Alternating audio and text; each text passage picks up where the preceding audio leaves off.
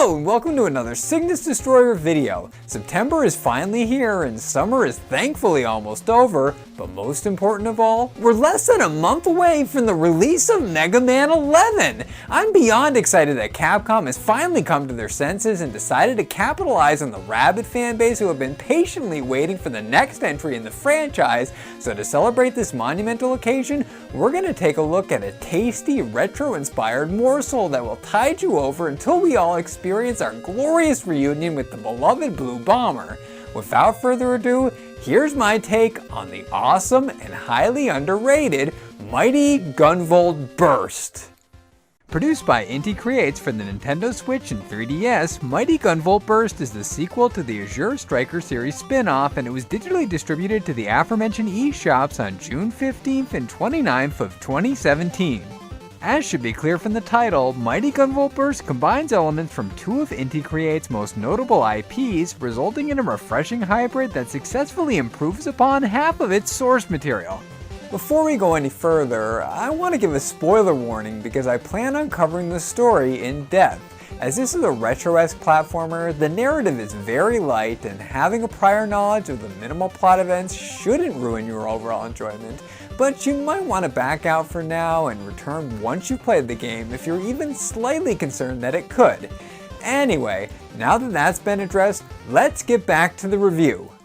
Mighty Gunvolt Burst allows the player to choose from Azure Striker's hero, or Beck, the protagonist from the widely despised Mighty No. 9, and the story unfolds in a different manner depending on which is chosen. Beck's adventure takes place after his previous infamous escapade involving a VR experiment set up by Dr. White, and Gunvolt finds himself suddenly transported to a mysterious world and drained of his usual septual powers in the process. The expository text transitions to a prologue stage that remains the same regardless of the chosen character, and it's essentially a down-res translation of the intro from Mighty No. 9. If you've watched that IEPG episode in my second Mega Man fan games video, you'll know that I'm an ardent fan of the controversial concept Kickstarter fiasco, but I've also been hoping for someone to put out a pixelated demake of it, so it was a very pleasant surprise to learn that Inti Creates did just that with Mighty Gunvolt Burst! Yes, Inti Creates was given Inafune's blessing in order to ensure his polarizing project reached its full potential, and this meant that the entire roster of mighty robots in their respective levels are recreated in beautiful 8-bit-esque visuals that are saturated with vivid, eye-pleasing colors. The controls and side-scrolling action are equally impressive, with the overall design structure staying true to the classic Capcom formula, but Inti Creates implemented some interesting new mechanics that shake up the traditional dynamic. As with the NES Mega Man games, there are 8 bosses to defeat, and we can face them in any order we choose, receiving rewards and unlocking the climactic closing areas upon doing so, but unlike its landmark predecessor, Mighty Gunvolt Burst ditches the rock, paper, scissors strategy in favor of fully customizable weaponry. Pressing start at any point during the journey will bring up the Customize option. From here, we can set up 24 unique guns to equip into active use with the L and R buttons. Beck is given an advantage over his co-star in that he has immediate access to all of his siblings' versatile abilities, but Gunvolt's static dart blaster can be powered up to become just as formidable as his ally, and these two terrific titans can whip up a solution on the fly to alleviate any and all obstacles they encounter during their expedition. The homing, bounce, and reflect add-ons will wear down hard-to-reach enemies, while Gunvolt's Luxcalibur and other signature special moves decimate the Maverick Mighties in no time flat. I spent over 6 hours on my 2 separate sessions, and I did a pretty thorough deep dive over the upgrade system, and I still feel like I only scratched the surface. We can make the bullets larger, alter their orientation, or set them to auto-fire, to name just a few of the nearly infinite customizations we can enact. The player is given free rein to take any kind of offensive approach as long as they have enough CP to let their imagination run wild, and this, along with the titular combo function, sets Mighty Gunvolt Burst apart from the rest of its Mega Man-inspired ilk, and it exceptionally includes all of the proper ingredients to constitute a superior side-scroller.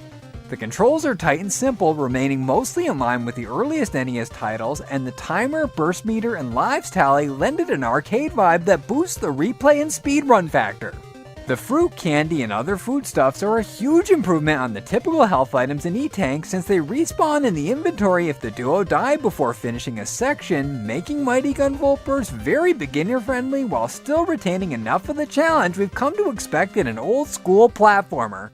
The plot, on the other hand, is extremely weak, and I cringed at the reveal of the ridiculous villain and how they're a major flaw in this otherwise fantastic throwback, but I'm getting ahead of myself.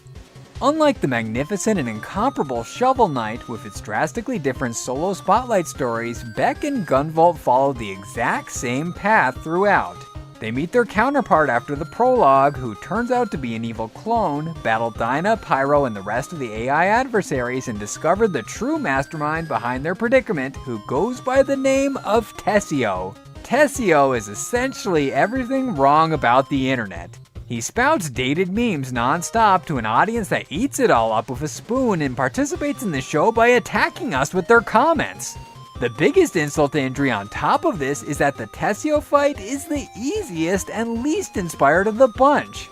In spite of being handicapped by the strict limitation of food items for this and the preceding boss rush, I was swiftly able to make mincemeat out of him and free the daring do-gooders from their virtual confinement by using the homing and reflect power-ups. As with the story itself, the ending is fairly mundane and doesn't hold a candle to the iconic slow walk sequence of Mega Man 2, but that's honestly okay since an epic conclusion isn't required for this kind of game, and everything that led up to that point was of a top-notch quality. Inti Creates went over and above in fulfilling my previously mentioned dream, and as much as I like Concept's critically panned flop for what it is, I have no problem admitting that Mighty Gunvolt Burst is how it should have been from the start!